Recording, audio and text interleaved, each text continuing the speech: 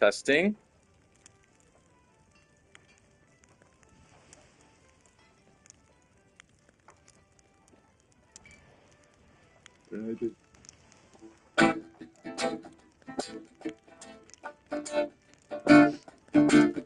Oh, yeah, blind eye. Whoa, turn your blind eye, turn your blind eye.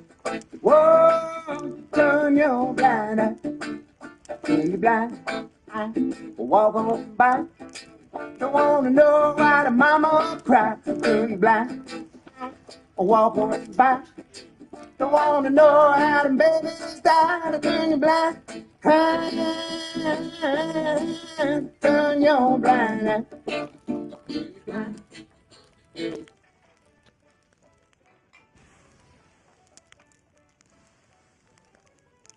Ooh. Testing, testing, testing.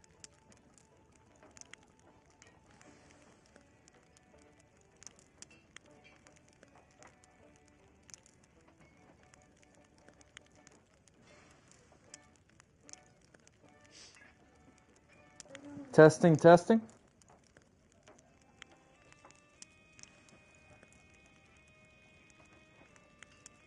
Okay, we are live. I'm going to move spots real quick before we get into the material. Move spots so I don't get kicked.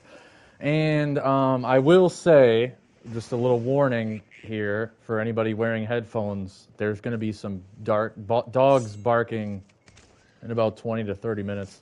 It'll be a quick little interruption. But then while the chaos is happening, I'll probably move spots.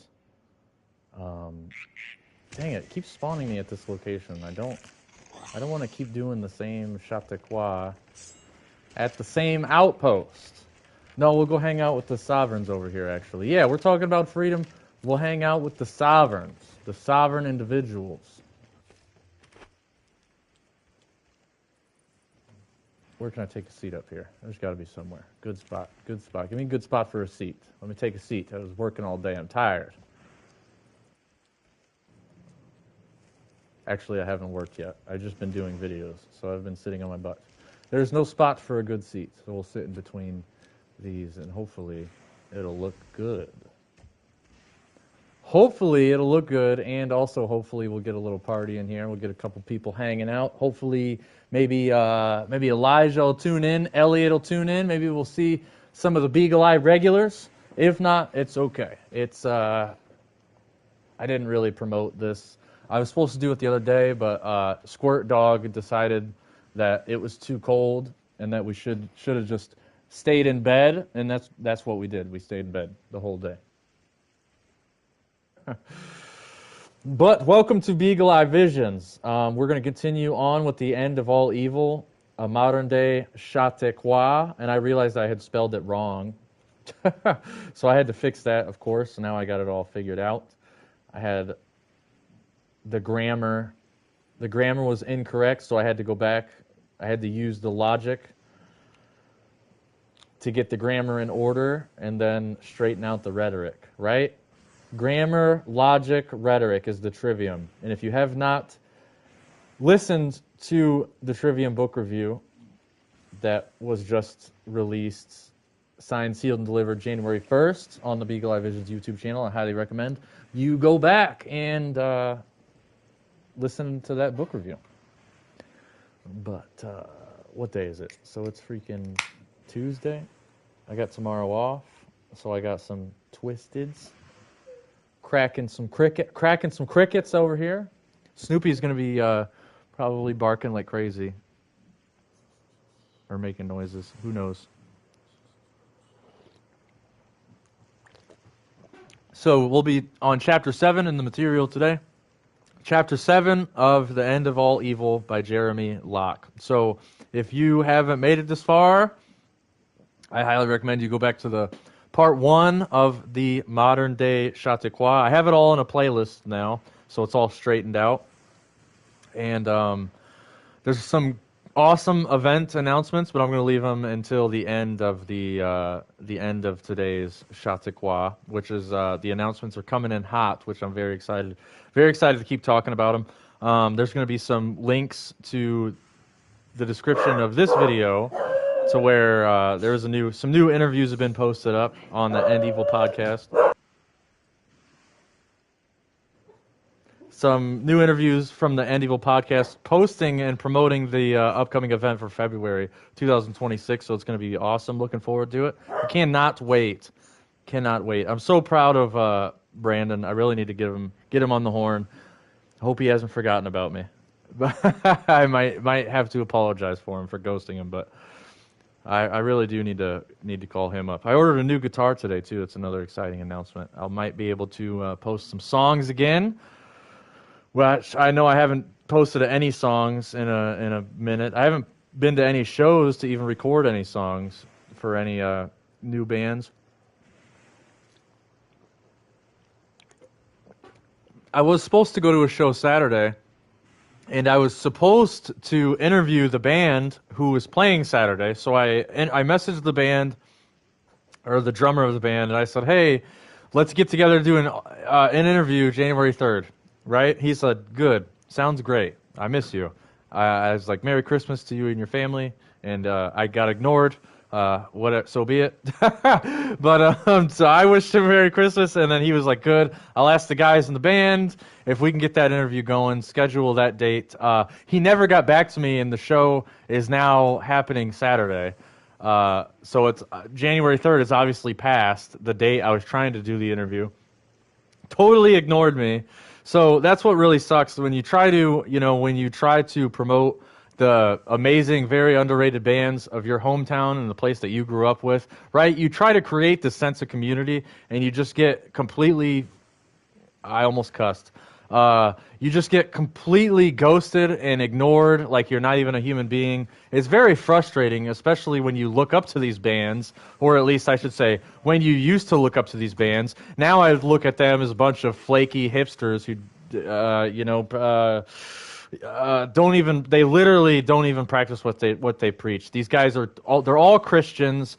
They do a lot of, I would say they're fake-ass Christians because they do a lot of community work with the LGBTQ Center. And the reason they do a lot of work for the LGBTQ Center is so they can make more money by way of, if they do events with the LGBT community, whatever the hell, letters they're trying to add on this year. They're always trying to add new letters to that abbreviation. But they do community events with that LGB center so they can get tax breaks. I did an interview with the guy, and I asked him when the cameras shut off. I'm like, why do you guys do community events with LGBT when, a lot of the times in the church that I grew up in,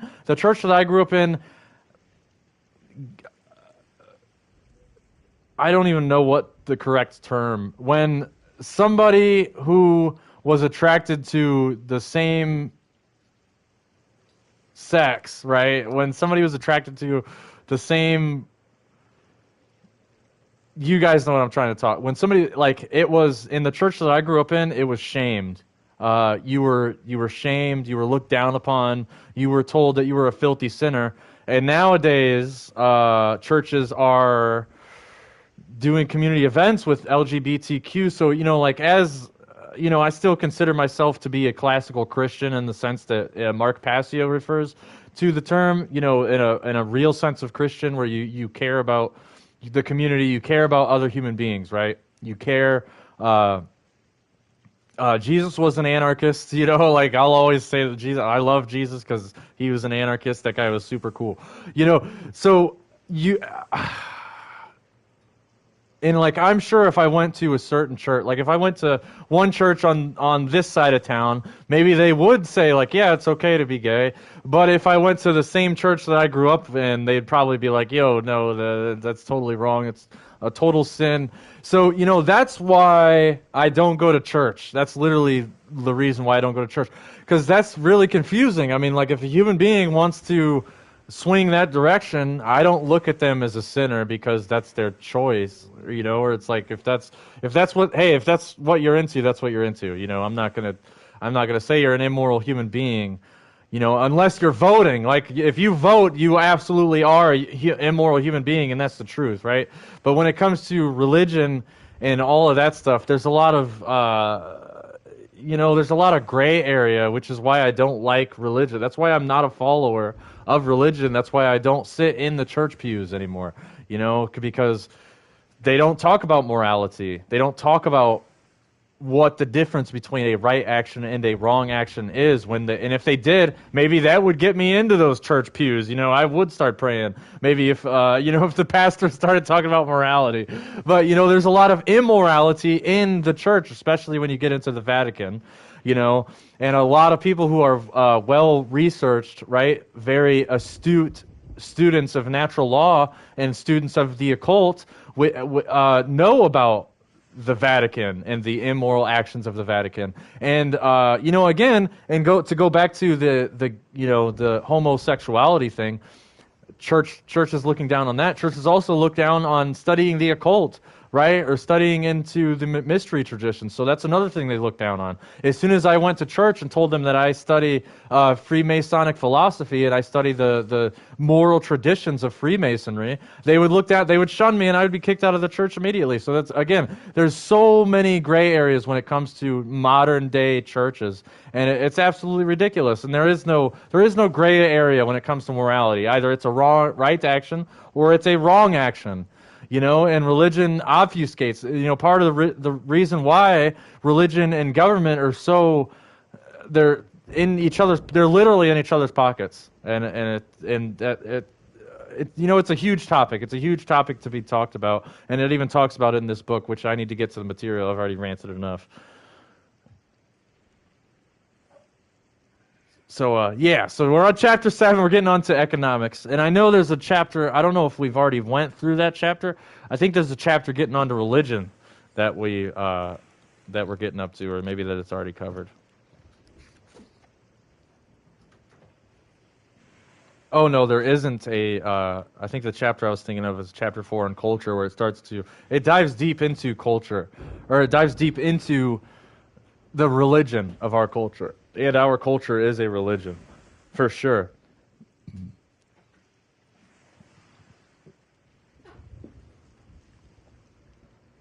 Okay, so in about 10, 20 minutes, there will be a lot of dogs barking, so I will stop and pause. Let me stand up and do a little stretchy, do a little dancey dance, because you know how rare it is if you're not active on the controller.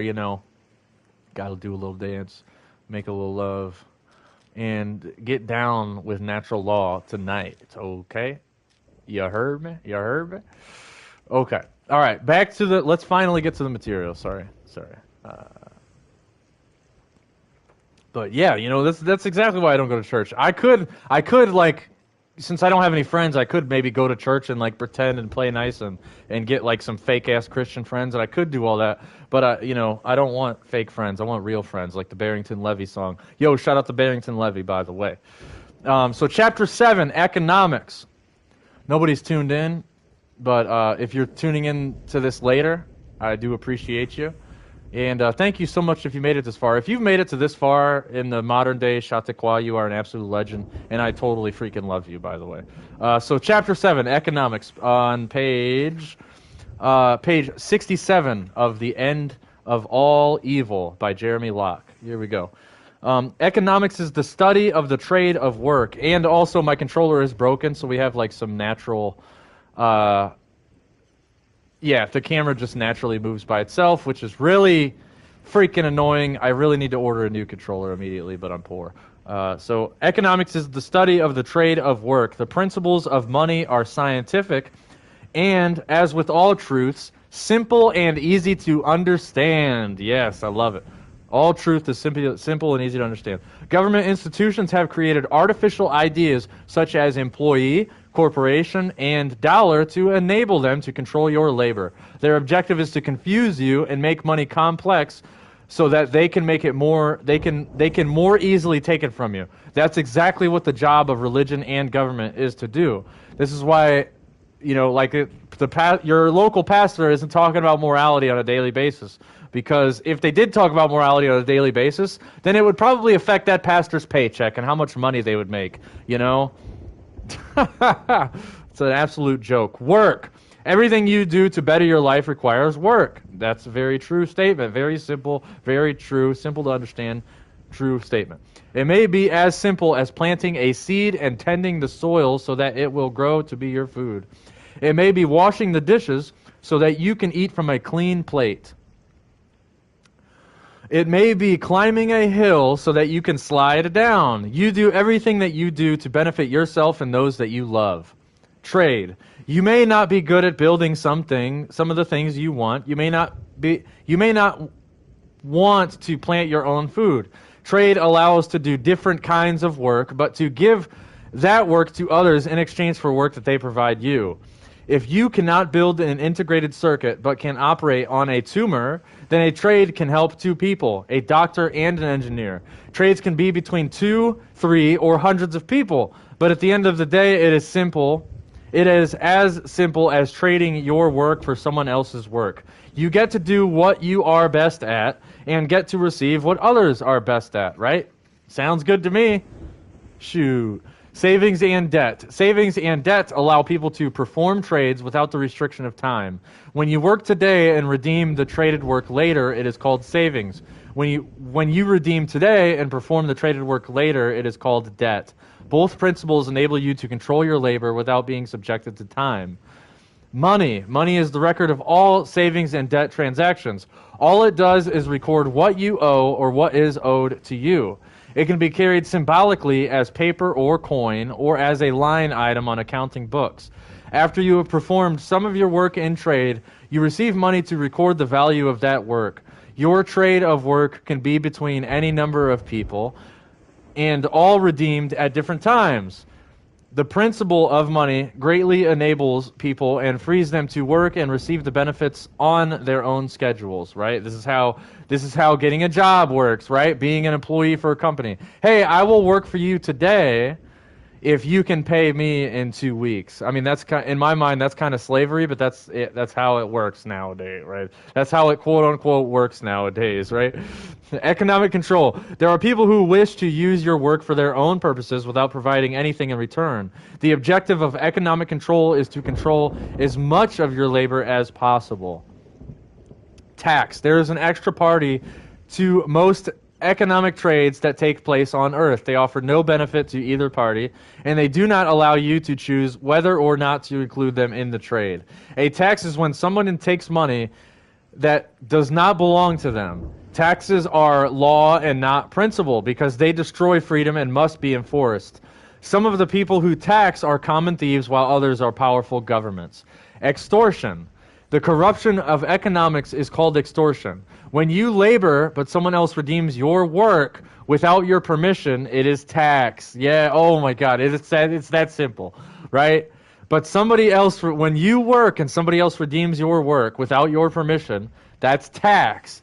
And a lot of dumb dolts in the chat would probably argue, yeah, but it's voluntary, and you sign your name on the W-2, so therefore, blah blah. That's not your permission. Signing your name on a piece of paper that has X amount of confusing numbers, that's coercion, which is tax.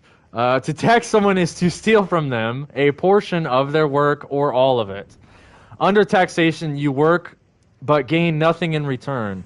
Even when the claim is made that the money will be spent for your benefit, you cannot choose what your work will buy. Under taxation, the extortionist is the master and you are the slave. What amount of time they steal from you is irrelevant. Yes, absolutely. Let me say that again. What amount of time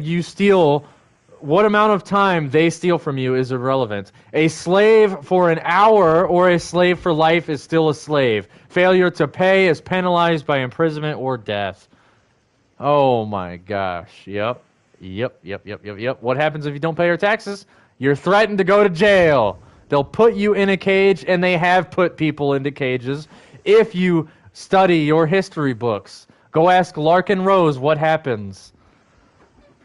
They put Larkin Rose and his wife into a prison for lack of signing the correct papers and filling out the correct numbers. Thrown in a cage. Deplorable, absolutely deplorable.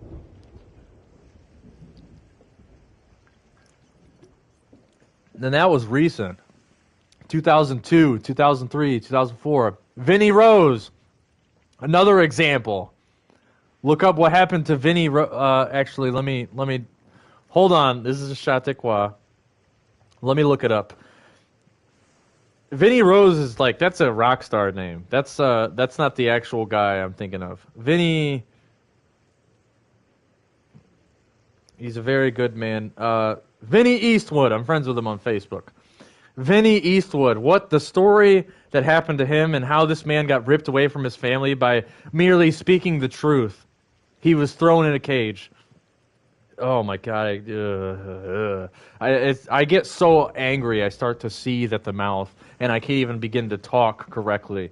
When I think about what happens to these amazing, legendary people, and Vinny Eastwood is still to this day is going off. Like you can't keep you literally cannot keep a good man down. Man, I love his work. Shout out to Vinny Eastwood, another modern day example of what happens when you speak the truth. Another modern day example. I have Cubbyhole Podcast. My channel has been restricted on this platform multiple times because of what Cubbyhole Podcast talked about within the quote unquote medicine industry. Lost my spot in my rants. A slave for an hour or a slave for life is still a slave. Taxation comes in many forms. It's vastly more profitable. Form of taxation is to take a portion of your work when you produce it, when you trade it, and when you save it. This is the form which is practiced by governments and mafias. There's another form that is incredibly devious and difficult for people to see. The restriction of behaviors to compel you to do something that authority wants is taxation. Using this method, they never have to bother with money. They simply compel you to do their bidding directly. This form of taxation is called by bureaucracy, red tape, paperwork, formalities, oversight, Social Security. Yeah, Social Security is a huge one. Public works and the public good. And so I'm sure Larkin Rose will give me permission. I'm sure I don't see any reason why he wouldn't give me permission to do his book. But we're going to talk more about that when I get into the next modern day Chautauqua. This is just going to be an ongoing series. I don't know what to name it. I guess per book I'll start it. I'll redo the parts. So this will be like part 6, 7, 8. For the end of all evil. And then when I get to a new book, it'll just restart. It'll start from, name the book and then part 1. But we'll get into that when we do The Most Dangerous Superstition by Larkin Rose. We'll get into how they control people's funding and control their paychecks and control their labor by taxation and Social Security. Nobody is required by law to receive Social Security. If you receive Social Security benefits, it's it's up to a bureaucrat. They can refuse you Social Security for any reason that they want to. But most people don't understand that. Most people don't know that because they don't actually study the laws. They just actually reading into the policies. So some of them are price controls, regulation, bureaucracy, red tape, paperwork, formalities, oversight, Social Security, public works, and the public good. Effective taxation is a function of time.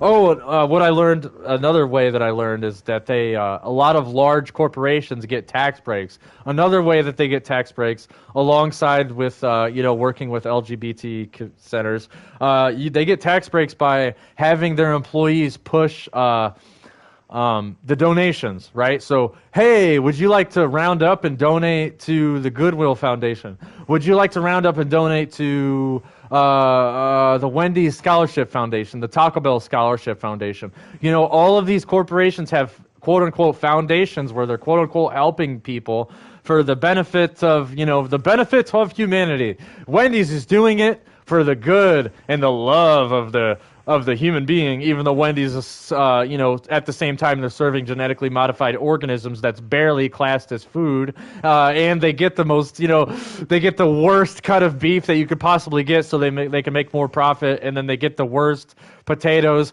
and then God forbid if you take one of the seeds of the potatoes that is GMO, it's like patented. So if you do grow it, then it's like it's crazy. There's so many loopholes. There's so many rabbit holes with these corporations, and that's just another way is by getting the employees to, hey, would you like to round up? Would you like to round your purchase up to donate to this bullshit foundation that doesn't actually help people? But you know, you'll see the AI photos of, you know, fake ass people smiling when they're shaking hands with like us.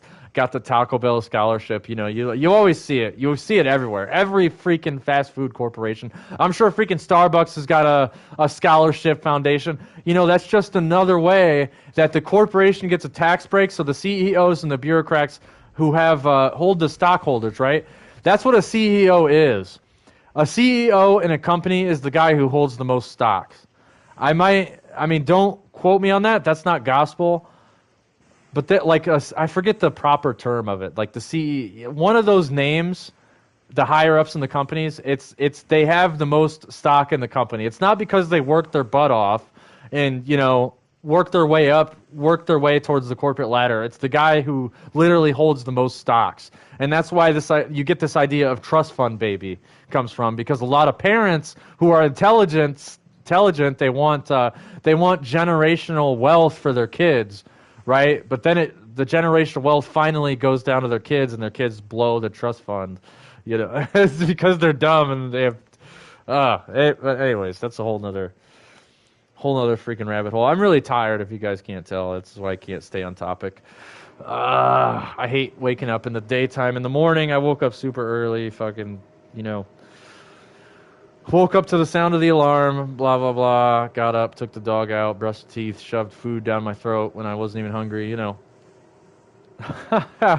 But, yeah, that's another way. Like, this is why luckily, I have a job that pushes credit cards, like, sign up for this credit card now, because I was working at Taco Bell, you know, like, where I'm glad I don't work there anymore.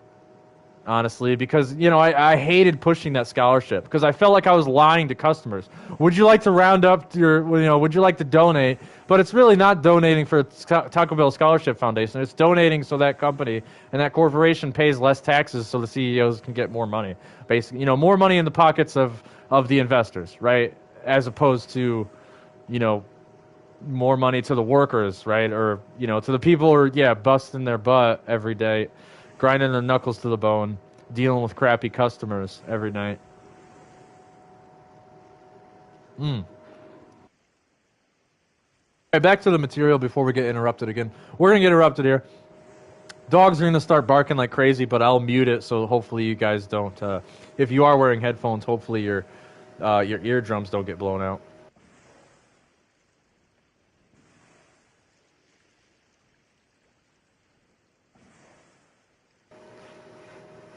Okay. Effective taxation is a function of time. A common thief will steal as much money from you today as possible. Tomorrow you will be destitute and have nothing left for him to take. Furthermore, you will run far away or find a method of protecting yourself in the future. Governments are far more advanced. They allow you to keep a portion of your work for yourself, enough so that you will not run away or revolt. Yeah, this is the genius of it, right? But instead, continue working where they can take from you again and again and again. But the book says continue working where they can take from you again tomorrow. But I added that little extra kind of over-exaggeration. Hopefully you guys can't hear this first. Loud, and sometimes the rattle is obnoxious. So I'm going to go back to the tavern over here. And there were some Sea of Thieves updates too, and maybe I'll make an announcement announcement of that to see what's going on throughout the rest of the month. We got a new monthly update from Rare. Thank you, Rare. I love you, Rare. What an awesome corporation. Speaking of crappy corporations, not that Rare's a crappy corporation. Rare. It seems like they treat their employees really good. It seems like they're all inclusive. Like I respect Rare. Uh, And off. all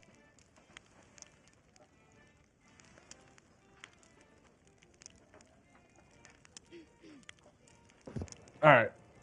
What up? Is that Tamara? I forget her name. It's good to see you, girl.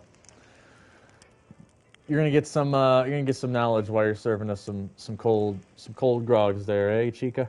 Taxation constantly fluctuates as governments plural test whether or not they can get more from their subjects. If people slow down or quit working, then taxes are too high. Culture is manipulated to keep up with increasing taxes to teach people the nobility of government and slavery. Yeah, to teach people the false nobility, right? If you remember earlier, it said, anything that is evil teaches you that you are worth, that you do not have infinite value, right? Because taxation is a function of time. They can pirate, hey-o, see a thief, hey-o, let me start dancing on tables. They can pirate, hey-o, he said it, hey. You can pirate. Oh, I lost the spot. Because taxation is a function of time, they can pirate from you not just huge percentages of your money today and not just for the rest of your life, but all possibility of interest on your labors. And not only on your labors, but also your children's labors and your children's children's labors, right? This is the genius of it. This is why they took away chattel slavery, right? Ball and chain slavery, and they replaced it with slavery, that people can't see. Government taxation is the single most effective extortion racket that has ever existed. The evil genius comes with the culture. Most quote-unquote citizens consider it honorable to pay their masters. That's why we love Sea of Thieves, right? Because we love the high seas. There's no taxation on the high seas. I mean, you could call it taxation, right? You turn in the loot, and the outpost, right, takes a cut of, but the outpost is working. They're moving the merchandise, right? You go get the merchandise. You go get the pig horns, right? You go get the crate of rare tea, sell it to the merchants so they can move the product, right? They're the seller. We're the pirates. We get them the product. We go out in the wilds. We get them the product to sell it for us. So that's why they get money. That's why they get a portion. We get a portion. And it's a good, healthy relationship that us pirates have with these outposts, okay? But pirates can never have healthy relationship with government or any Grand Maritime Union. And this is kind of where I agree with Flameheart in the lore of Sea of Thieves. Flameheart's been growing on me. But let's get back to the material. I was just doing some dancing so Rare doesn't kick me. Earn, trade, save. Taxation is obfuscated in every area of your life. The easiest to see is when they take your money as you earn it. Income tax regulations and governmental restrictions allow the extortionists to pirate labor. Hey, pirate labor! We're gonna get some dancing here. And then I'll restart it. Taxation is obfuscated in every day of your life. The easiest to see is when they take your money as you earn it. Income tax regulations and governmental restrictions allow the extortionists to pirate, labor before you ever get to put it into your use. You serve them. They leave you the scraps, whatever the percentage of your liberty or labors that they allow. Okay, after hearing that, I'm going to sit back down. But that's, that type of information doesn't make me want to dance. That type of information makes me want to take arms. Hearing that, oh my gosh. Where are the Founding Fathers when you need them? We really need the Founding Fathers. We need you guys. Boys, Get out of those graves. We need you, founding fathers. The S word we're putting up with nowadays is completely deplorable. Extortionists take a further percentage every time you trade your labor, called sales tax, right? You can't even buy a car without getting taxed. Called sales tax. Use tax, gas tax, or any such sundry names. You have less than you produced because they already took huge percentages from you. And now as you go to redeem your labor for food, shelter, better health, and comfort. God, I'm going to take arms. Just this paragraph makes me want to take arms right now. Better health, you have less than you produced. I'll restart it because the anger made me frustrated. You have less than you produced because they already took huge percentages from you. And now as you go to redeem your labor for food, shelter, better health, or comforts, they take even more. Give them an inch, they take a mile, right? This is not all. Because they also restrict your choices and redemption. They tell you what is quote-unquote legal to buy, how much of, and sometimes at what price. Oh my God. Where do these people get off? You know, where do they think they get the right? We used to be a proper country. Son of a... Still trying not to cut. Once earned and spent or saved, your money and property are still not safe. Property taxes are annual licensing fees. Confiscate a further percentage of your work as a privilege for ownership of your own money. You bought a house and you bought a car, but in reality, you are just renting them from government. Absolutely. Every time you pay property tax, you should be reminded that you do not own your property, that you are just renting it from the king. You're renting it from the serf, King Trump, whatever the hell you want to call him, the king government, daddy state, mommy, whatever, whatever label you want to put on them. If you pay property taxes every year, you don't own that property. That you are a rental. We're permanent human beings of this planet. We shouldn't be renting anything, right? We don't rent the planet when we come here. We're permanently here for life. We shouldn't be renting anything. That should be our property. And how we use that property and what we do on that property is ours, and that is our right so long as we are not hurting any sentient being. People seem to have forgotten that in this country and, all over the rest of the world. It's not just this country anymore.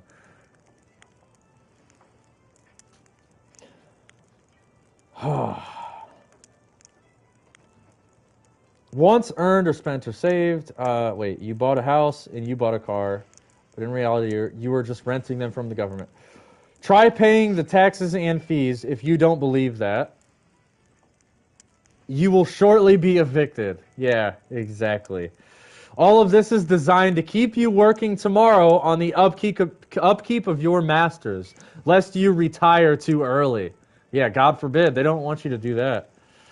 Your money is not safe in savings either. All governments control their forms of money. Yeah, study the Great Depression. Go way back in history. Study the Great Depression. Again, people are not studying history. Your money is not safe in savings either. All governments control their forms of money, such as the U.S. dollar.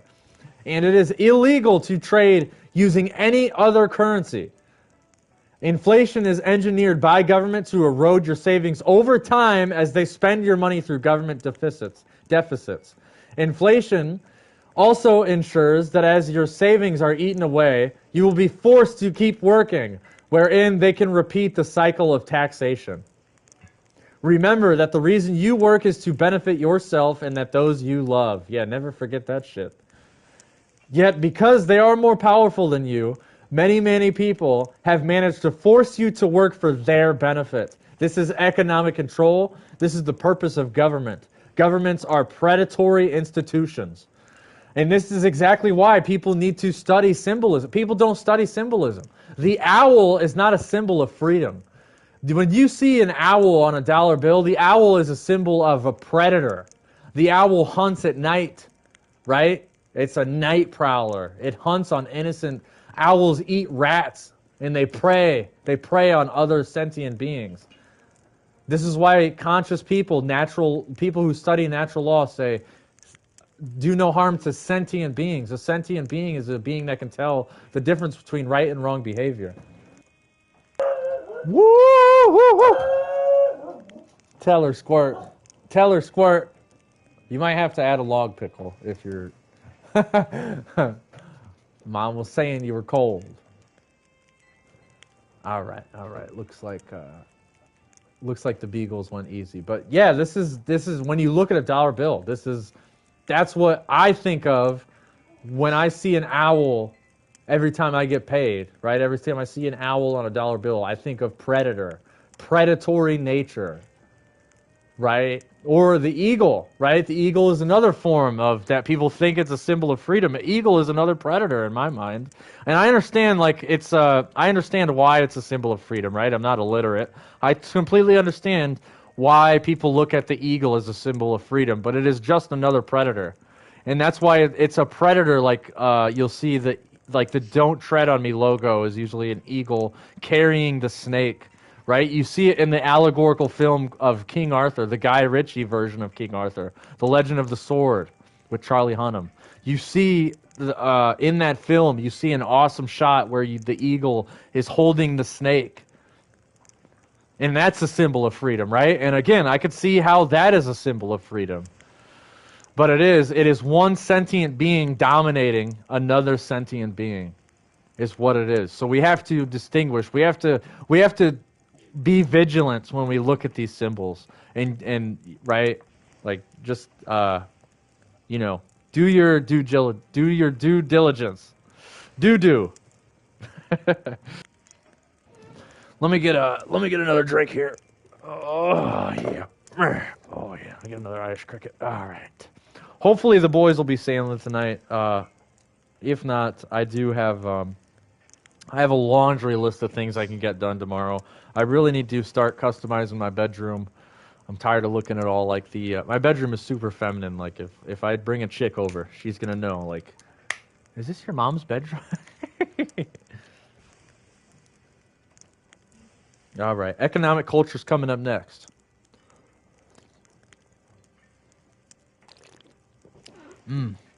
Oh, I love twisted tea. The caffeine in the twisted tea keeps me going. Keeps me going for the modern... Dude, it smells like stink bug. Man, this fire. It smells like freaking stink bugs. Freaking cilantro, dude. Ever since I got off work. Reeking of cilantro. Anyways, economic culture. Make no mistake, you are a slave and government is your master, right? Governare mens mentes. Or you don't even have to break it down to Latin, dude. The word is right there. Government. Governmental. What is the mental? The mental capacity. To govern. What is govern? To control. PT Cruisers. The vehicle manufacturer put governors in PT Cruisers. Why do they put governors? To control how fast people are going, right? They use the governor to control. Most PT Cruisers in 2005, 2003, they're governed. You can't go over 100 miles an hour in a PT Cruiser because it's governed. It's controlled. So break the word down. Governmental. It's to control the mind, to control the mental capacity of the human being.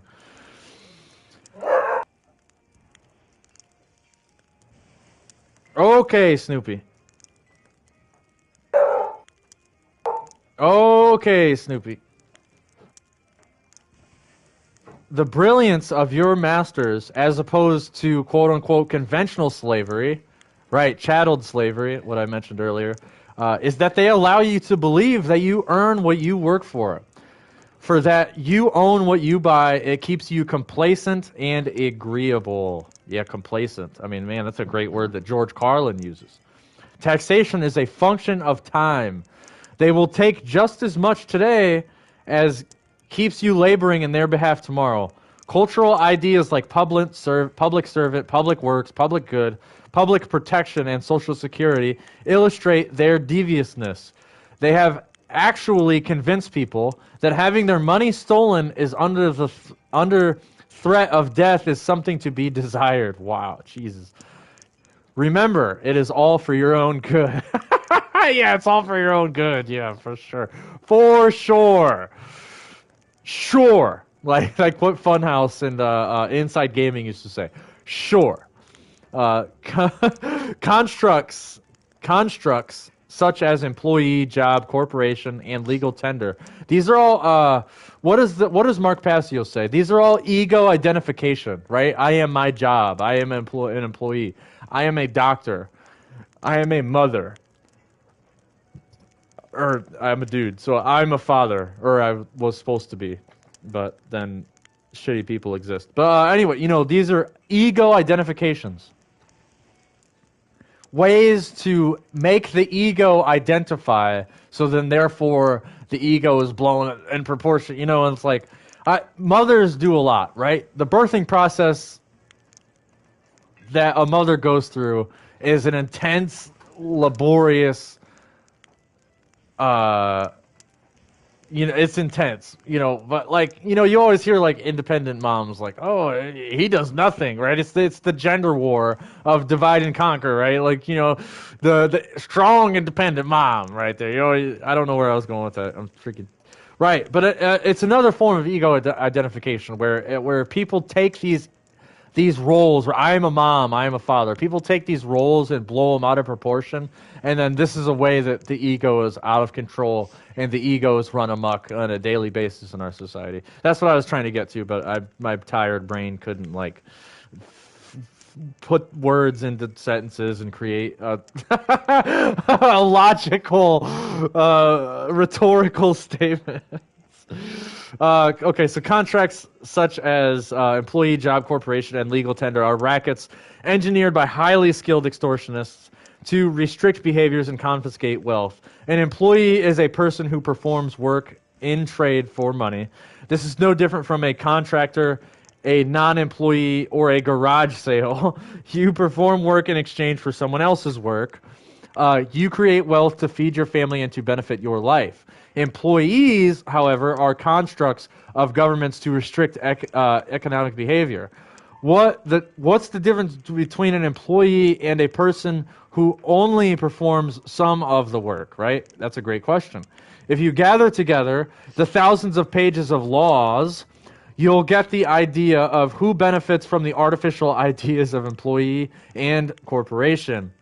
Governments, corporation, right? It's a corpse. There's some more green language, some more emerald language. Corpsoration. A corpse. A core. A marine core, right? It's a corpse. It's a dead entity not represented by any single individual. So that's when it becomes a corporation. And I've talked about this on the Sea of Thieves, on some of the Sea of Thieves episodes, and Grinding Sea of Thieves episodes back in the day, where I talked about maritime admiralty law. Go back and check it out. Episode 23 of Grindin Sea of Thieves on the YouTube channel. Beagle Eye Vision Gaming. Look up the playlist. Look up episode number 23 of Grindin Sea of Thieves. That's a huge episode all on natural law, and I talked about maritime admiralty law. I thought that was a really fun episode to do. Go back and check it out. Governments play employees and corporations off of each other to divert anger over the loss of freedom from its proper target, the extortionist. That's exactly what I said earlier, too. It's another thing I said earlier. Corporations are constructs invented to restrict the collective behaviors of people. If one person can work on a task, it is clear that many can group together to accomplish more complex tasks. Normally, this would just be you and me agreeing to do something together for the benefit of someone else in exchange for money. Corporations are creatures of the state, as governments call them, created to abstract the average person from the simple truth of people conducting trade. If government acknowledged the mammoth restrictions they put upon you, which tell you where you can and cannot trade, what you can and cannot trade, how you can and cannot trade, and at what price you can and cannot trade, Jesus, they would have an instant revolt. Yeah, oh, so true. Corporations allowed them to create a demon to hide their own lust for power and wealth. Corporations today attract the wrath of people as polluters, greedy conglomerates, that's a great word that I could have used earlier, and usury employers. despite the truth that a corporation is just you and I trading work. That is exactly all it is. All of this is designed to hide the most advanced extortion racket in the entirety of history. It says the most advanced extortion racket in history. But again, I keep exaggerating because it is the most extortion racket, the most advanced extortion racket in history. Because if it wasn't the most advanced extortion racket in history, it wouldn't be still continuing on today. That's how you know it's advanced, because it's still working today. People are so stupid that they still can't see like the illogical, evil nature of these corporations. You know, people say government is corrupt. It's we need to redo the system. We need to burn it down and redo the No, the system it's working exactly how it was planned to work. It's all in the agenda, people. Cartels and monopolies. Oh God, before I start reading this, before I get the hit squad cartel on my back, this is why a lot of people don't speak out against the immorality, immoral actions of the cartels, because fear. You know, people live in fear. They love living in fear. They're addicted to that shit.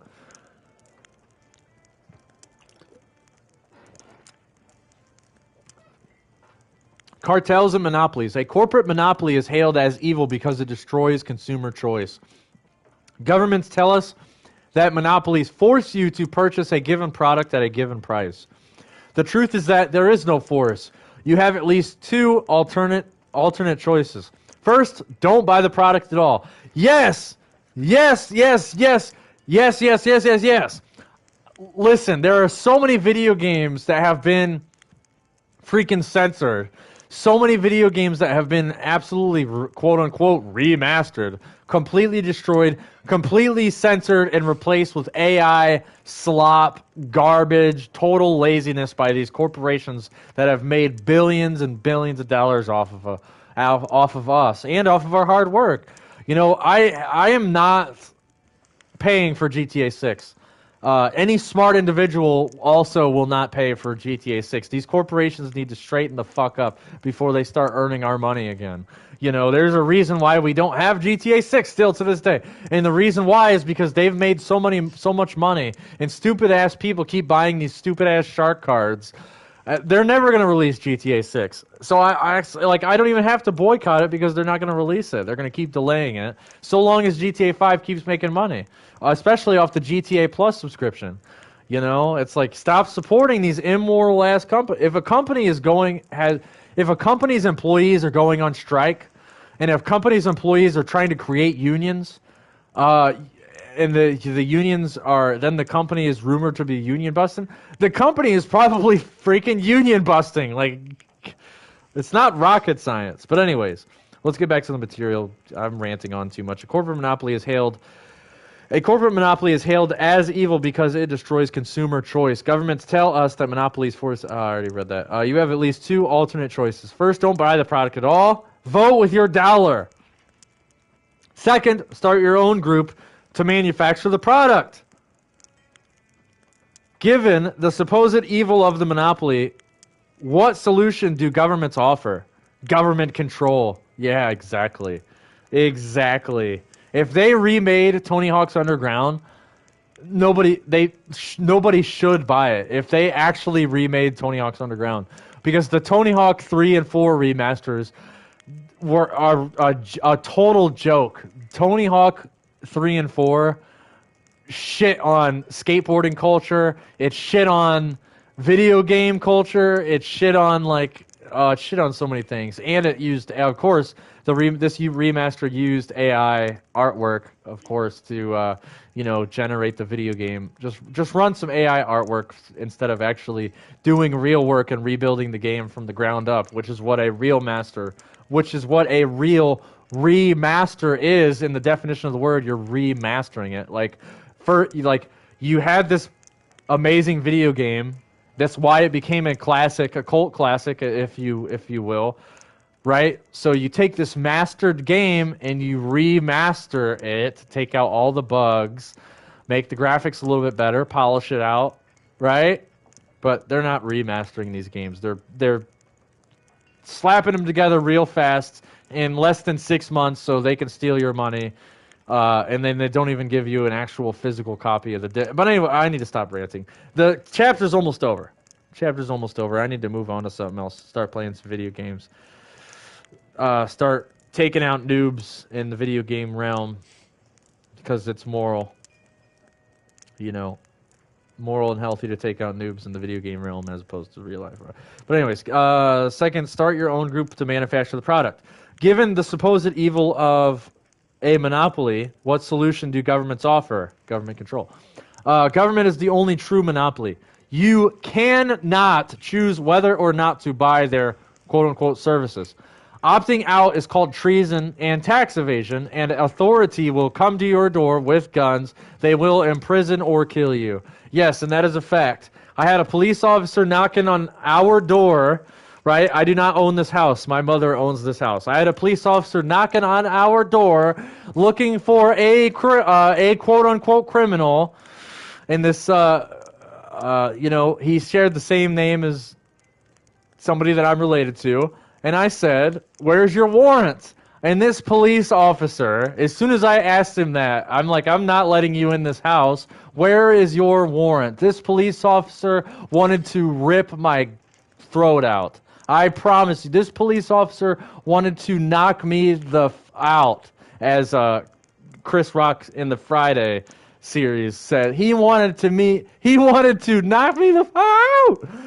This guy was so mad he had to walk all the way to the car because, again, cops live in fear. It's like they're not allowed to park in your driveway or something. They were parked in the middle of the road I don't know who taught them how to park in the middle of the road. That's not a good spot to park at, by the way.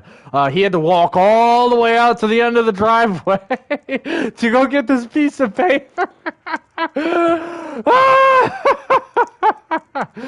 God, what was that guy's name? Officer... his name was on the fridge for the longest time. God, I'd call that pussy out. This order following coward, dude. And of course he had like 3 or 4 other guys with him. So I got like 3, 4 huge dudes, all with guns at the front door trying to get into the house. But it's like, bro, I don't know you. You're a total stranger. I don't want you in this fucking house. You know, you don't have a right to be in here. I don't care who you're looking for. You better show me the warrant. It better be signed by a judge, you fucking order following coward. You know, like, I don't care if you're going to threaten my life. Man, threaten my life, I'm going to use defense. I'm going to defend myself. As soon as you decide to threaten my life, I'm using force to defend it. And that is a righteous action. That is my right to defend my life and those that I love. You know, that order following loser who probably beats his wife had no right to be in our freaking house.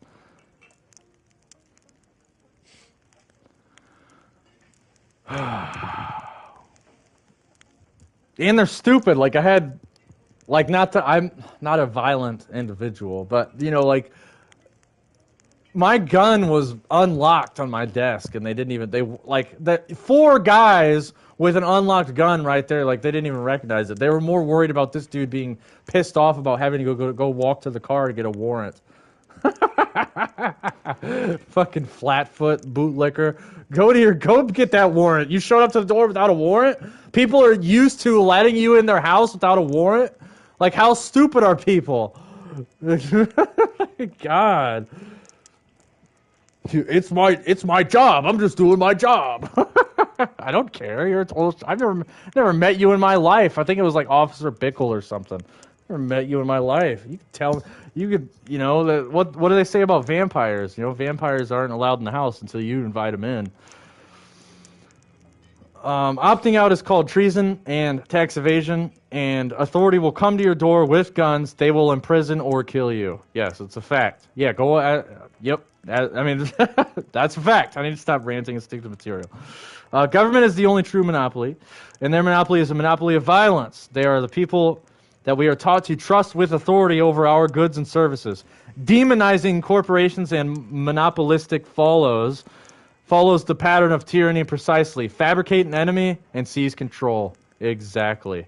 A cartel is when when the forces in an economy band together to preclude anyone else from entering a market, as with a monopoly, this is only possible with government. Only government has the weapons and police to stop you from selling a product or offering a service. There are cartels, large and small, all around the world. They normally focus on an industry within a country. For example, a government agency that controls the sale of drugs and health care operates a cartel. Yeah, that's a fact. When licensing government applications and fees become the barrier to entry in a market, government effectively keeps the existing market in place and keeps you out. If you try to operate in freedom outside of the law, you will be jailed or killed. Again, that is a fact. All right, we're going to set this ship on fire. I'm going to name this ship Government. I wish I could actually put the name. I should buy a ship and name it Government just to set it on fire and then dismantle it, because I think that would be hilarious. That would be a funny short. But we're gonna go to the ship and set it on fire, as like a metaphor, right? Like Skatopia. Back in the day, you'd go to Skatopia, the real anarchy camp. Don't listen to NoFX when they talk about anarchy camp. NoFX don't know shit about a true anarchy camp. Skatopia is the real anarchy camp, okay? And they used to burn cars. It was a symbol of materialism, right? Like, we don't need your cars. We'll walk to work, right? We don't need, oh, hell, we don't need your job either. We'll fucking grow a garden. But, wow, that's not, wow. Freaking overshot. But anyways, while I wrap up this, no, I don't want to kill the skeletons. Skeletons, you guys are going to be on fire. I'm so sorry. Thank you for your sacrifice. Are there more flame bombs in here? Let's just set it up. Let's just let it burn. Let it burn. Let's find some more.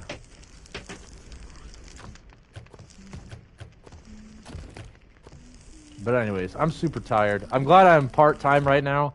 And, yeah, there was a punk rock show Saturday. Or, I use the term punk rock loosely when it comes to this hipster shit show that I almost attended. I asked my boss if I could pick up some hours, and she gave me Saturday, and I'm going to take it. Especially since the band is, can't even treat me like a human being to say, hey, friend, we can't make it. Not every single member of the band is going to be available for that date. I'm sorry, but we can't make it. We can't make it to the interview, right? Treat me like a human being. But hipster bands... Hipster, fake-ass Christian bands don't treat other people like human beings, right? Because if they treated other people like human beings, then that would make them authentic Christians, right? Authentic, authentic Christians in the true sense of the word. Christian is like a Christ bearer, right? A Christos, the light bearer. But anyways, let's get back to the material. Actually, let me wet the whistle.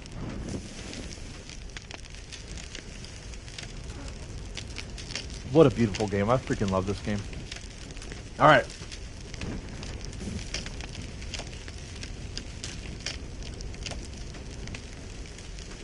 We'll stop you from selling.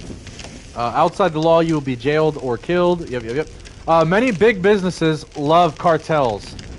Let me say that again, because I feel like most people don't know that little tidbit, golden nugget of information.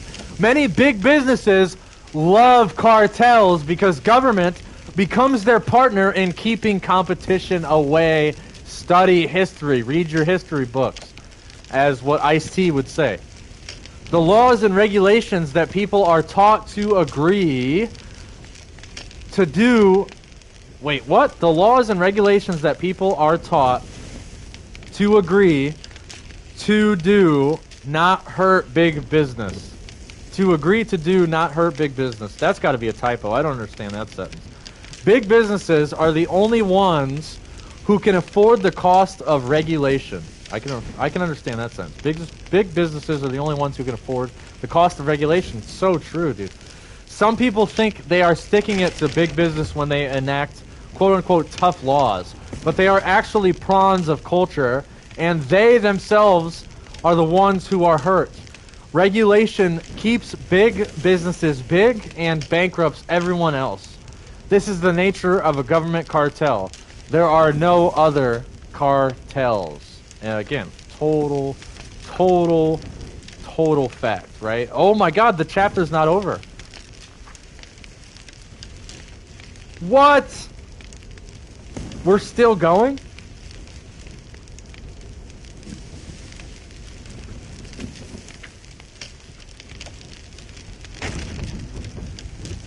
Yeah, we're still going. So I gotta at least finish this chapter. Oh, I'm already over an hour. So anybody with a completely devastated attention span is already tuned out of the video. Basically any Gen Xer, anybody who's under the age of 25, they've already tuned out. They're like, this guy's still going and talking about freedom. Yeah, might as well keep going, right? So choice. There's a few more pages in this chapter. Once this boat sinks, we'll just go to the island. That way we can get a new, a new point of view here. So choice. Taxation is championed by culture as the means of building societal needs, but social needs can never be met, by force. A person who does not purchase a thing by choice can never gain benefit by being forced to pay for it. Welfare and the public good cannot be served by extortion. Yes, this is exactly why I disagree with food stamps so much. Do not get me started on freaking food stamps. Only the owner of work can rightfully decide where that work is redeemed. All else is thievery. All claims of need and public good that are not met by free will are the lies of culture. An important principle to understand is that evil wants power over you. Money is only a representation of work, and as long as evil people can compel you to work on their behalf, they don't need to possess money to control you. This principle is exercised in welfare and socialist states. Money confiscated by politicians is largely not spent directly on themselves. However, they still enjoy the taste of power over you by taking and spending that which they did not earn. It is not money that is evil, but slavery. Yeah, when people say money is the root of all evil, my immediate thought is you're an idiot. You don't understand what religion is. And anybody who says money is the root of all evil are the same people who are probably sitting in the church pew every goddamn Sunday. Frequently, governments will strengthen their culture grip over people by spending extorted money in targeted ways, just as mafia dons and drug lords are known to spend on social projects for the benefits of the poor. Governments use money to fabricate enemies and personate righteousness. And again, and I talked about this in this modern day Chautauqua, I talked about how Pablo Escobar, before he strived to be a politician, Pablo Escobar gave money to his, I want to say community, but Pablo Escobar treated his people like garbage. Pablo Escobar gave money to the poor on a daily basis. And it was oh, that's why people had this illusion. Back in the day, people had this illusion that Pablo Escobar was a good man. People had that idea. They're like, oh yeah, that's why he was able to gain so much power. That's why he was even able to even run for the president of Cuba or whatever, dictator of Cuba. I don't know what they call it. Whatever pseudonym they use to get a dictator into the office. Oh man, and he did that thing. This is why people thought oh, Pablo Escobar is a good man. No, he wasn't, dude. He's a drug dealer. That's why some of the police officers, and again, I always say they're order-following cowards, but I respect some of the police officers because there were some police officers. If you read the book that's mentioned in Breaking Bad, it's called Killing Pablo, I think. It was written by a detective, and he talks in that book about how some detectives were like, I don't want your money, Pablo. Go fuck yourself. I don't want your drug money.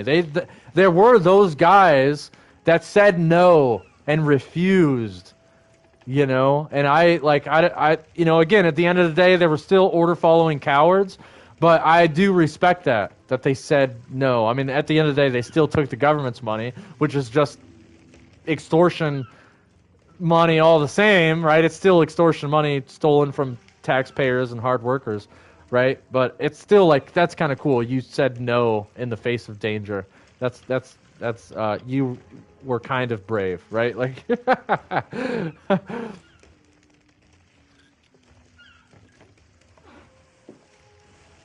you stood up to a drug dealer that was, putting bombs in people's cars on a Tuesday. Good for you. You deserve a cookie or something. Spending extorted money in target ways, just as mafia dons. They spend lavishly with other people's money on public works and welfare. In so doing, they pretend to be the saviors of the people, while condemning the rich, socialism, or the Jews, Nazis, or freedom itself. Condemning freedom itself. Terrorists are trying to, they're trying to stop freedom. The pattern plays out in 1,000 ways, and the artificial enemies are always different, but the result is always the same. Governments do not always spend money on themselves, but they always increase their power. Yep, so true. God, I sound like a basic-ass Karen. Like, yes, Karen, yes, so true. Governments do not always spend money on themselves. Yes, Queen. Remember that money is only a representation of power. Its only value is in its ability to convince others to work on your behalf. Money's value can be wildly fluctuated depending on how you view it in the given moment. Those in authority over you know very well that money can have vastly more value than the numbers printed on the front when you use it as a weapon against one group to benefit the other. They claim to exercise authority with no gain for themselves. This is a great lie. This is a great lie of evil, used liberally in democracies. It is a debt paid by slaves to be collected by authority in loyalty and allegiance. Oh, excuse me. I'm going to have to take a bathroom break here soon. But we'll keep going. Try to finish this page off first. Government debt. Government debt is money spent by governments before they confiscate it. Such debt has little meaning, since the evil is found in the confiscation and not the timing.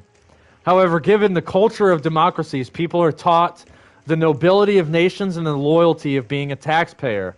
Governments know that they can spend whatever they want today and obligate you to pay for it tomorrow. Yeah, this is how they rob you. They rob you and call it virtue. The nature of national cultures is such that even when the threshold of extortion is less than government spending, by the time the debt comes due, cultures, which, again, shout out to George Carlin. George Carlin says culture is your cult. Break the word down, it's your cult. Cultures convince people that it is their Cultures convince people that it is their debt. In this fashion, they raise the threshold of extortion. People are less likely to revolt or quit working when they are taught that it is their nation, right? It's my nation. This is my country, my freedom, their nation, their debt, or their moral obligation to pay. I should not be dancing while talking about this subject. Yeah, let me sit down. I should be standing.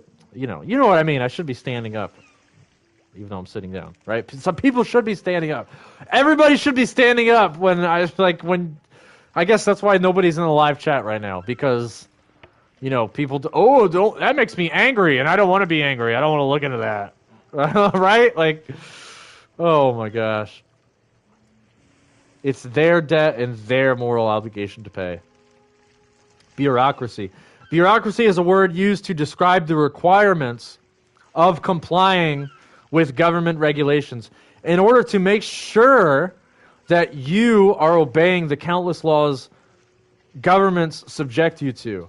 You must also subject yourself to the enforcement of those laws, innocent and necessary in the eyes of culture. The truth is that bureaucracy is the patent nature of slavery, or the patent nature of slavery. Bureaucracy is the patent nature of slavery. Absolutely freaking true. So freaking true. The sun went down, so the only light that I have in the living room it's really not a good one. But we have, so we're on page 76, And the next chapter starts on page 81. So we're almost there. Hang in there, hang in there. I'm gonna take a bathroom break. I'll start dancing. Give you guys some little entertainment. Yeah, give you guys some entertainment. I'll dance like a jester. Give you guys some entertainment while I'm using the restroom, and then we will be back to finish these 2 pages. Hopefully, it will be very short, and my brain will allow me to read through the material nice and easy. Even though I just did mind-numbing videos. It's my second day of a new job, so I'm on training videos, and just like we live in a world where common sense isn't common anymore. So it's like they make you do these training videos, and they're all common sense, but it's just so mind-numbing, like popping 47 Percocets in one sitting. It's just like brain, like droning, like working for the same company for 20 years. It's just like that's the frequency of your existence. Just 5 days on, 2 days off, 5 days on, 2 days off, 5 days on, 2 days, like a fucking drone. You know what I mean? That's how my brain feels right now. But this is awesome. I love talking about freedom. I always get fired up talking about freedom.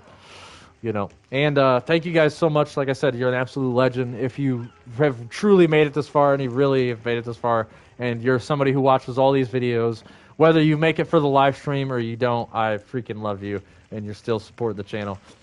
I value you, and I wish I could give you more money, but I just don't have any of it myself. I'll be more generous when I don't have the when I have a dog, that'll free up some of my finances a lot, because these dogs eat freaking $60-$70 bags of dog food every month. They get that good stuff, and then on top of soft food, like after work yesterday, I missed the boys, and got them some soft food, and then one of the dogs repaid me by the younger dog repaid me by pooping on my guitar case. Luckily, the new guitar that I just ordered wasn't in that guitar case. Otherwise, me and Snoop Dogg would have been fighting. But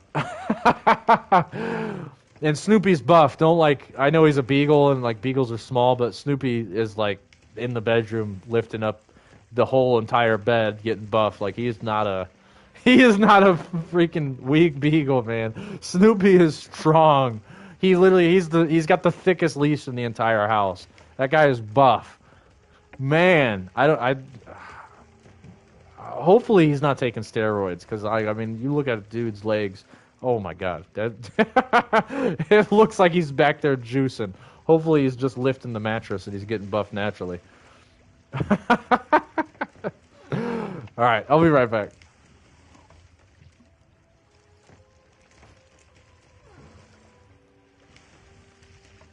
Stay tuned.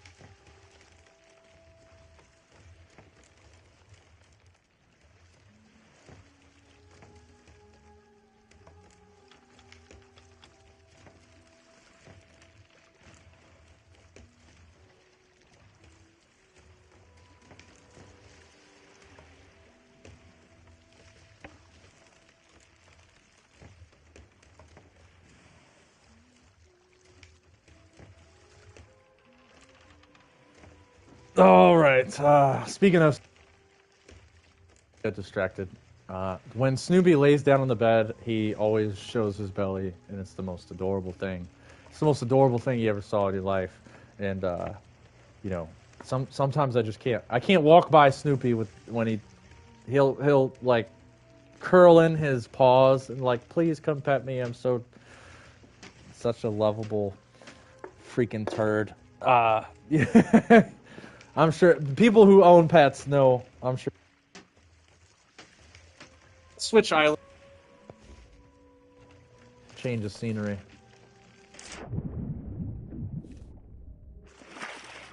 Actually, I really hope the boys, even if the boys don't join, I'm probably gonna end up playing some Sea of Thieves because golly, this game is so freaking good. Actually, no, I downloaded Silent Hill, and I should probably start Silent Hill, but I don't want to do it like I'm about to crack open my third grog. I don't want to start a video game live stream when I'm absolutely, like 3 grogs deep. And it's Silent Hill too, it's like there's puzzles and like allegory and, you gotta be on it. But, well, I'll see what's going on with the boys. I might play Sea of Thieves. I might just, I don't know. Might play Sea of Thieves, might play Silent Hill. We'll see what the boys are doing. Man, and that new Silent Hill 2 looks so good. And the allegory, and oh my god.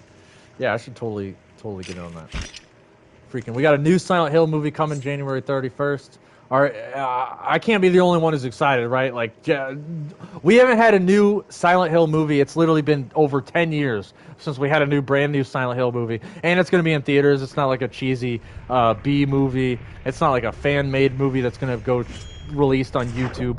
Like, it's a legit produced movie, and it's going to be in theater. I'm so excited. January 21st or 25th or something. I've requested it off.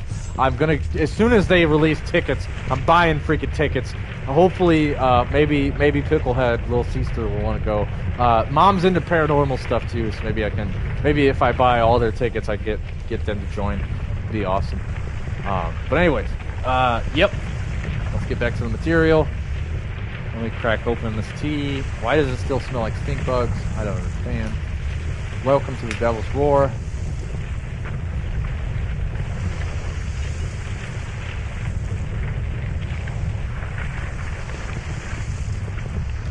Alright, let's finish up these couple of pages. This is kind of gross there. Alright, testing. Is my mouth moving? Stick action. Evil seeks control over you, to destroy your liberty, to destroy your spirit. The more you must do by force, the less freedom you have, and the stronger evil is. Every culture teaches the nobility of law enforcement. They teach that law enforcement prevents murder and rape. While it is entirely possible that they do on occasion stop violence, the vast majority of modern law enforcement is designed only to destroy liberty and extort wealth. Every visit to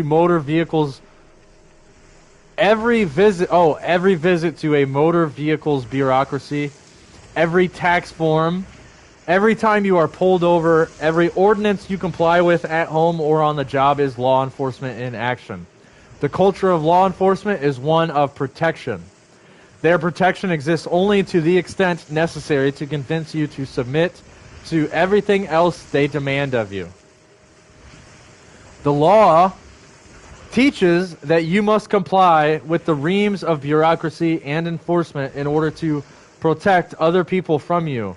You are taught that you must comply with extensive enforcement because you cannot be trusted to live peaceably. While culture teaches that the nature of criminality is murder, rape, and theft, also none of the enforcement of law has anything to do with such things. Yeah. The reason is obvious. You are not evil. You do not do such heinous things. There is very little reason to believe that those around you are any less moral than you are, and yet somehow, to support that basic definition of crime, millions are employed as agents of law.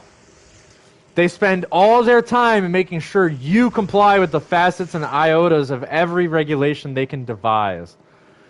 The amount of extortion necessary to support vast bureaucracies is almost unfathomable.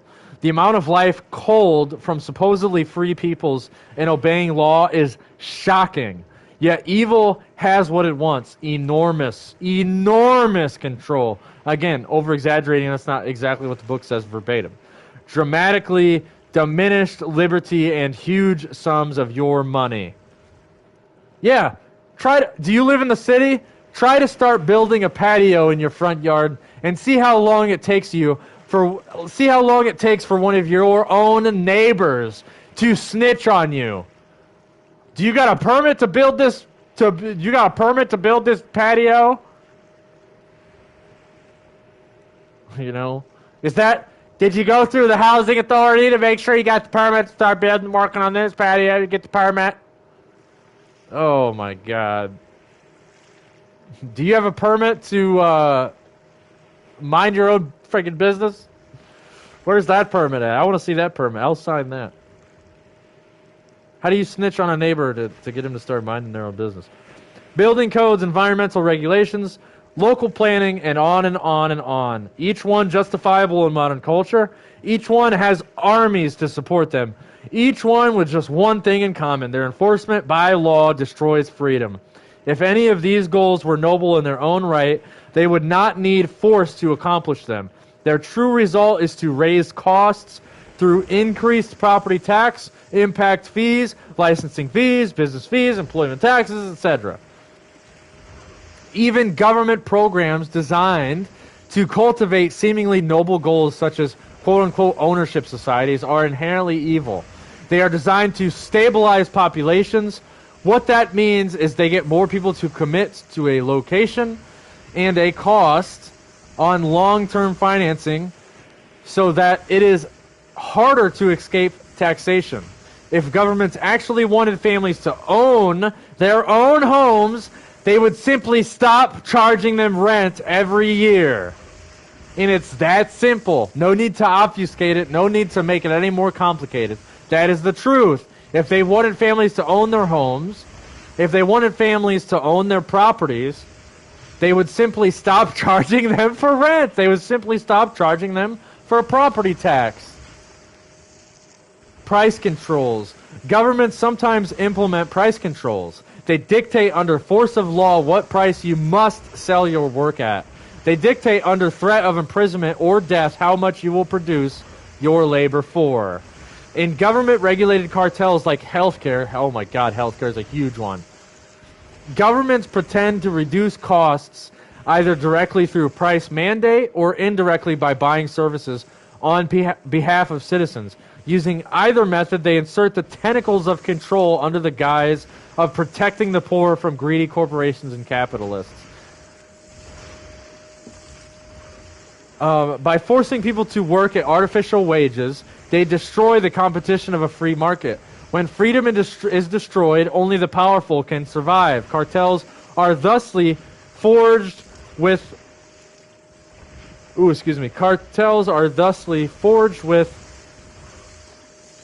governments. Powerful businesses watch their weaker competition fall to bankruptcy. Government makes sure it is prohibitively expensive to enter the market with fees and licensing requirements. Businesses then can enjoy government-mandated prices with no competition. Governments can enjoy control of prices and therefore guaranteed taxes. The intent of price controls are not to keep prices down, but to keep them up. And the same thing with the control of minimum wage. Big businesses love government regulations. Regulations ensure that only the well-established and extremely well-financed can compete. People seek to trade their skills, products, or expertise are burdened by the impossible demands of government. Thusly, big business is an extension of the compulsion of government. Anti-business regulations that people are taught to support are actually good for big business. Instead of hindering them, such regulations destroys your liberty, your individual liberty.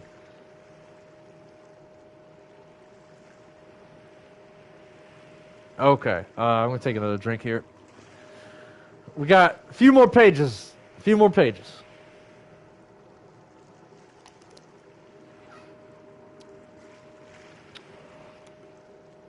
All right. Protectionism. We need to get rid of all the isms, right? Like somebody from the One Great Work Network said that. Like, we need to get rid of all of these isms.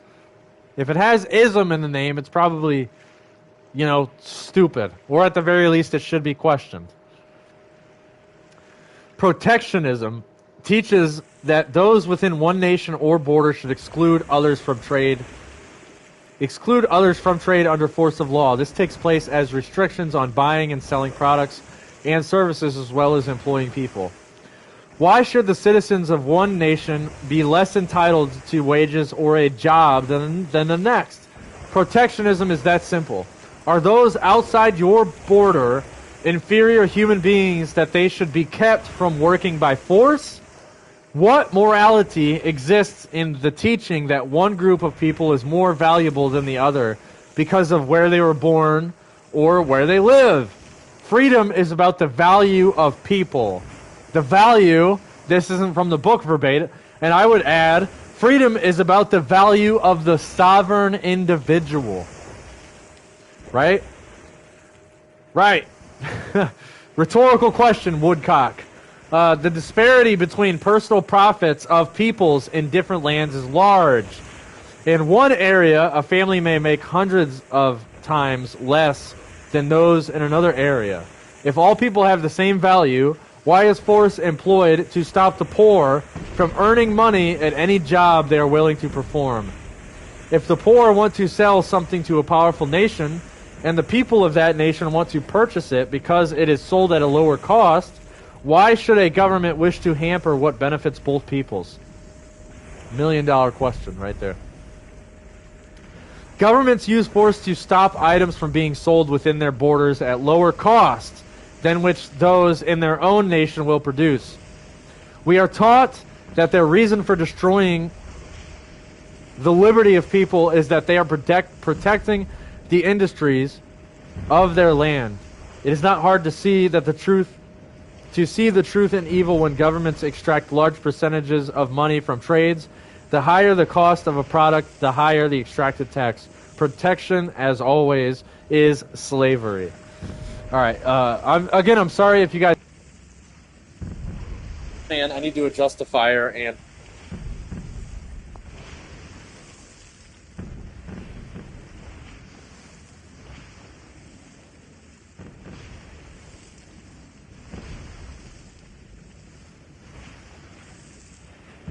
Okay. Testing. Mouth's still moving. That means my crappy got from Amazon is still working. All right, we're on education. Education. Governments, are you smarter than a fifth grader? Education. Governments controlled education for the purpose of culturing employees. The objective of state education is the stabilization of the tax base. Schooling, education, and knowledge are not the same thing. One is not a natural result of the other. People grow in knowledge when they learn truths. Teaching and schooling are meaningless when students do not seek wisdom. They are likewise meaningless when that which is being taught is not wisdom. In order to learn, people must thirst for knowledge. Force and compulsion cannot accomplish this. Hold on, let me turn this light off. I like to keep the door locked again because we got police officers who show up without warrants trying to enter the house. So, there's an awesome line in the hip hop song, the hip hop duo known as Felt, F-E-L-T. It's Atmosphere and Murs, two legends of the hip hop community, and that's true hip hop, which is higher infinite power healing our people. But anyways, they have a line in one of their songs, the cops don't knock if the door is not locked. And that's very true. The cops will not knock if the door is not locked. Trust me, I know from experience.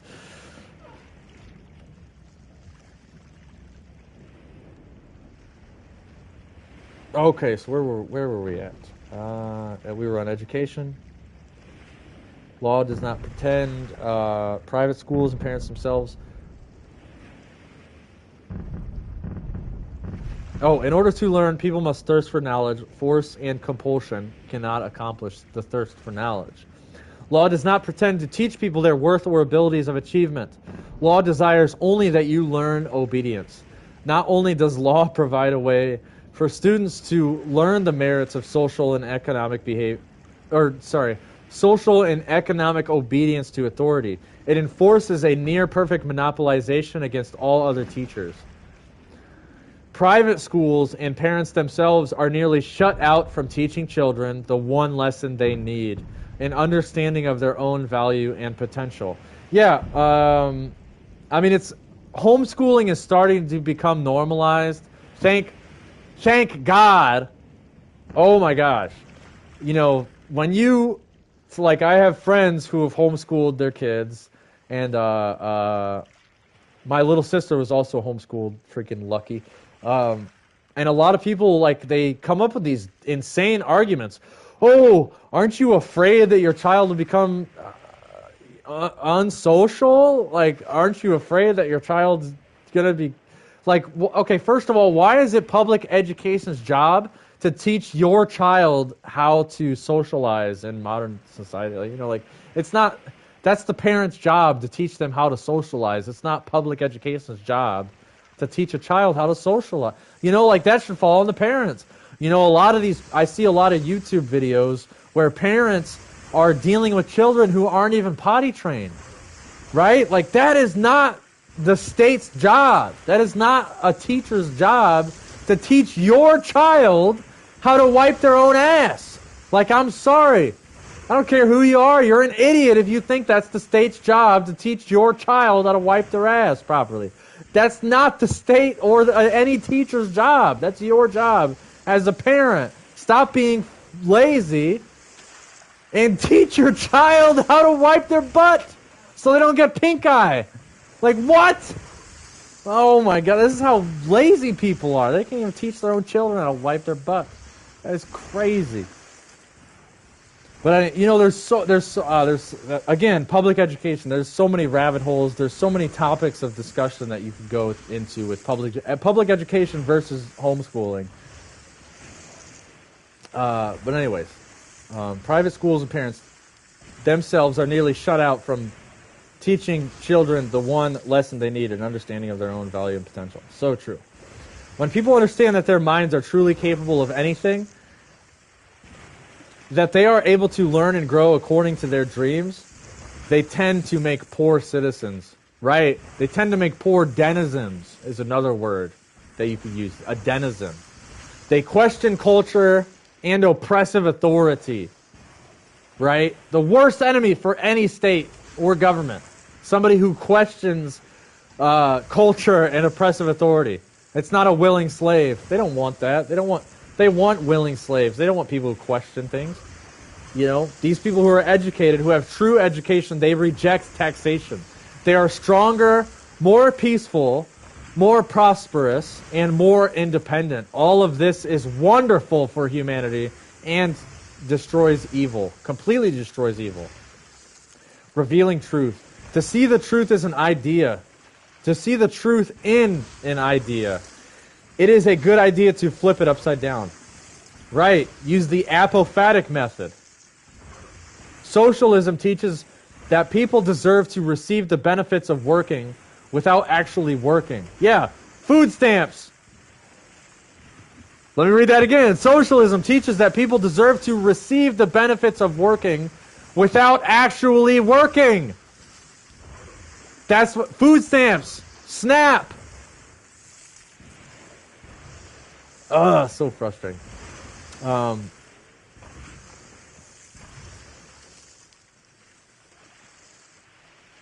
Flipped upside down, socialism teaches that those who work must work not only for themselves, but for everyone else as well. This is communism. That's what communism is. You know, in the book it says socialism, but that's a euphemism. You know, let's not mince words here. We don't mince words here at Beagle Eye Visions, okay? Socialism is a euphemism for slavery. It's a euphemism for communism.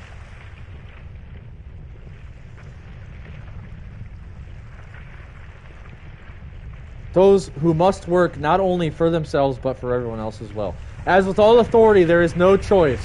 There is no opting out. Socialism reveals forced labor.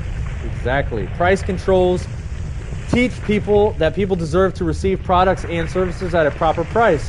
Flipped upside down, price controls teach you that you must work to create products at the price government says you must work for.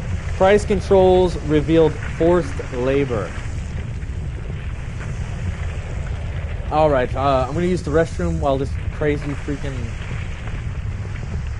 volcano is going off. But yeah, I hope you guys are learning something here. That that's literally what socialism is, you know. And like, there's huge parts of this country. I'm in America. Is like, you know, we were taught, like, if you look in the Fallout allegory, it's like beat communism, like, you know, down with communism, right? But you know, socialism is so widely accepted through, you know, things like food stamps, through things like Social Security. That's social.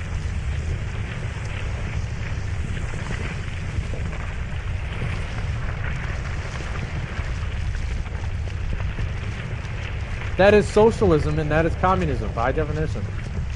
Read your history books. Study your etymology. Look up definitions. Find the true definition of words.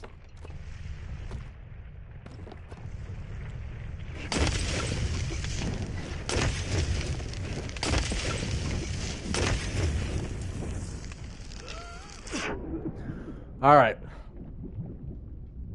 While that's burning down, I'm gonna let's call it. This ship is. I deem this ship government again, so we're gonna watch it burn while dancing on its grave, and and I will be right back.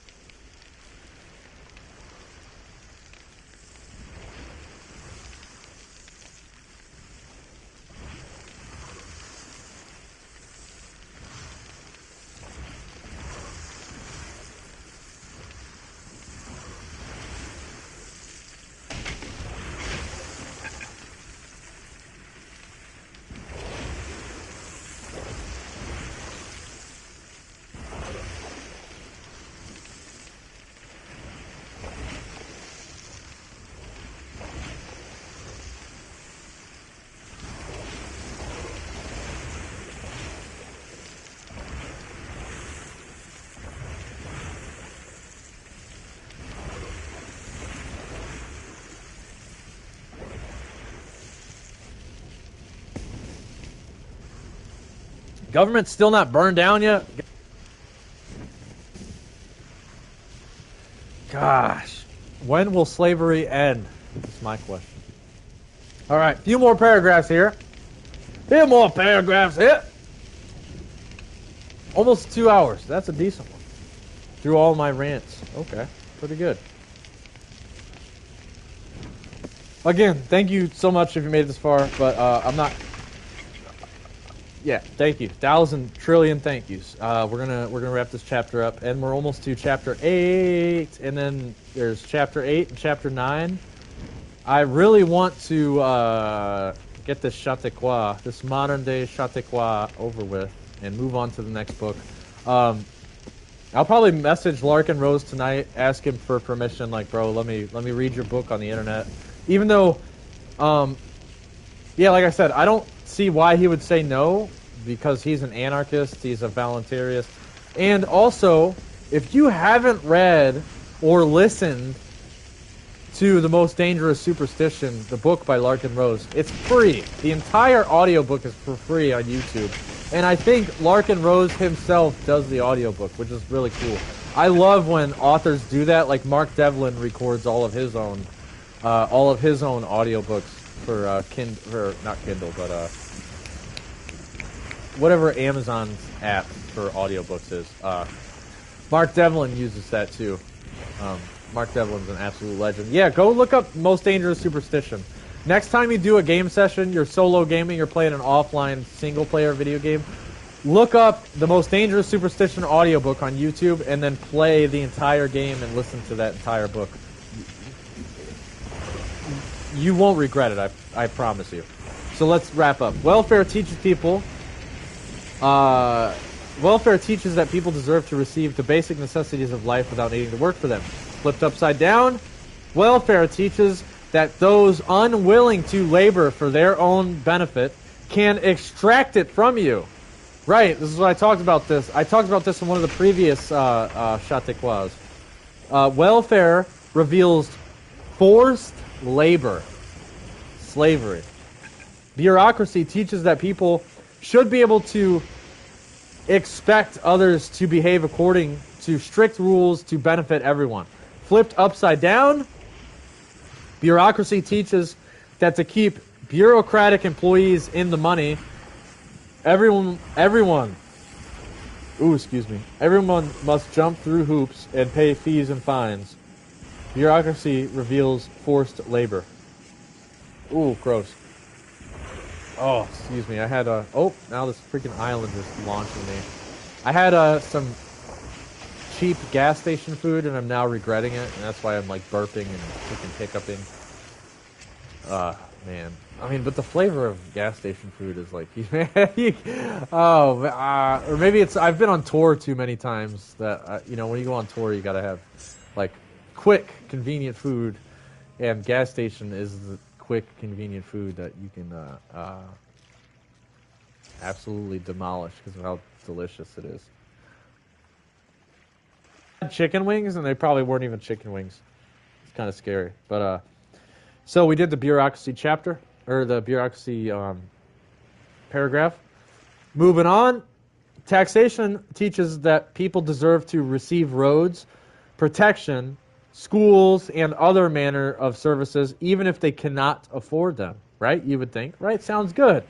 Flipped upside down, taxation teaches that people have the right to force their neighbors, same thing with food stamps, teaches that people have the right to force their neighbors to pay for services without the hassle of asking for their permission. Right, that's exactly... I said that a few Chautauquas ago about why I hate food stamps, and I will forever hate food stamps. Because instead of asking for your permission from your neighbor for help, you're going to government, you're getting a mafia, right? A mafioso army of automatic weapons that us poor people have no access to. And you're having this mafia go to your neighbor, pointing that loaded gun to your neighbor and saying, your neighbor needs help with food stamps, comply or die. It's exactly what they're saying. But people don't look at it like that because people love having their head in the sand. Because true freedom requires true responsibility. And people don't want that. They love their servitude. They love being a slave.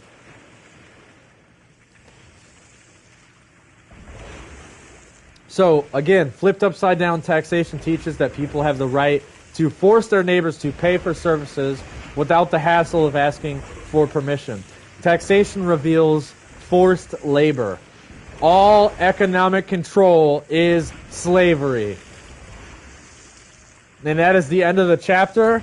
And I would love to add Mark Passio's quote, Mark Passio of What on Earth is Happening. I'd love to add to that quote, all government is slavery. End of story. Thank you so much for tuning in.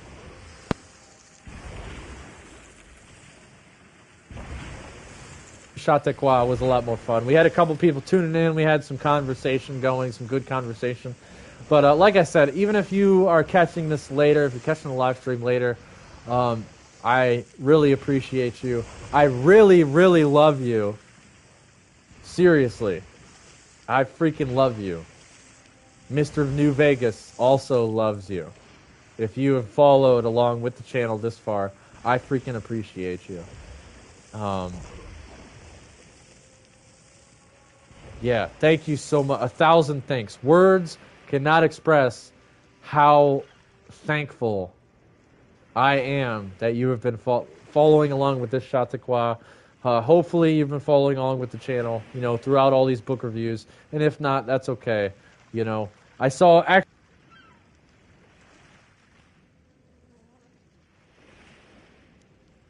guys with the quote, because who doesn't love a good quote? I actually saw this during my training videos.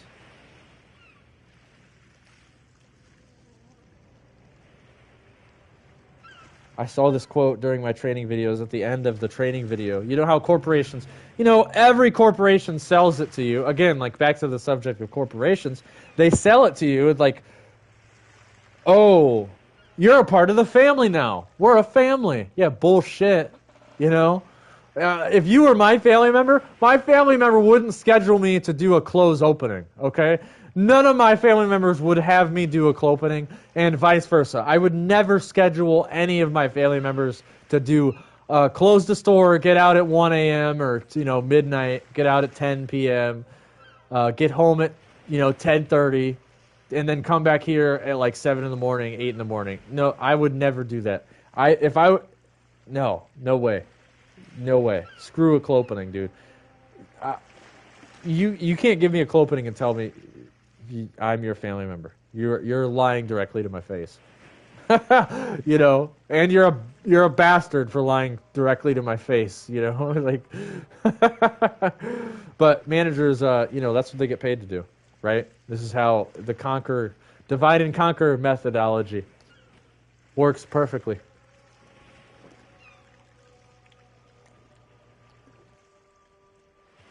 All right, so a quote about being better. This is by Maya Angelou. I love Maya Angelou. I hope I'm pronouncing that. Angelou? Maya Angelou? Either way, Maya, that is a beautiful name. I absolutely love that name. It's like Maya. Maya means mother. Right? I should look that up. I should look up the green language. What does Maya mean?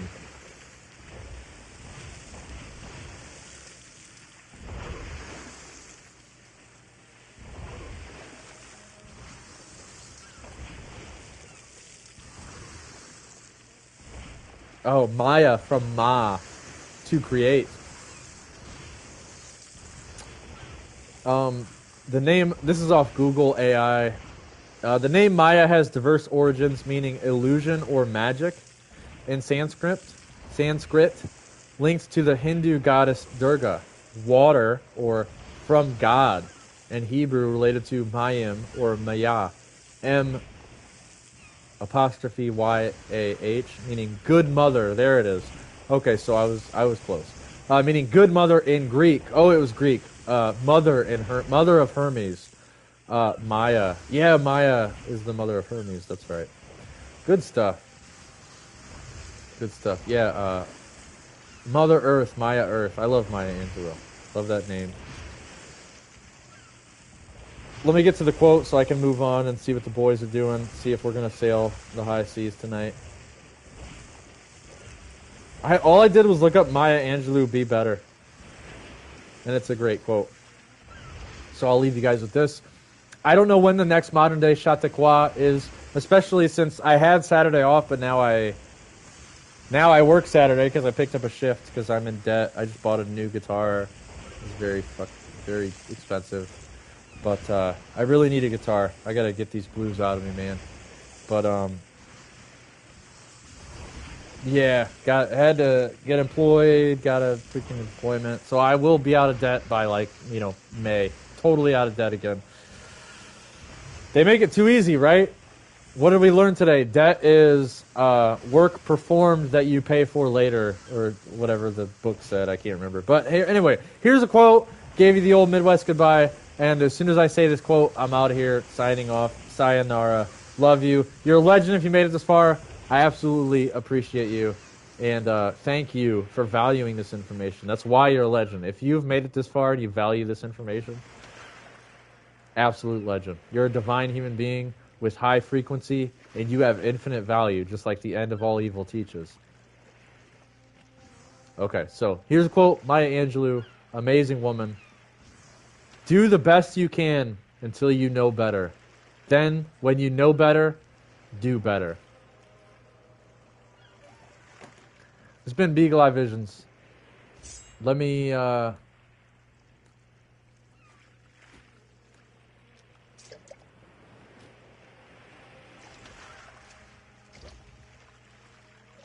cheers. Cheers to you. I thought there was a way to, like, have a grog to where you could change the camera and view. Maybe not. But anyways, this one's for you. Thank you so much if you made it this far. Stay tuned and stay gold. Signing off. Chug this grog real quick. All right, stay tuned, stay gold. Officially signing off. Now I literally gave you the Midwest goodbye. I'm trying to do the emote, but it's not letting me. Oh, because I'm white girl wasted. All right, stay tuned, stay gold. Signing off.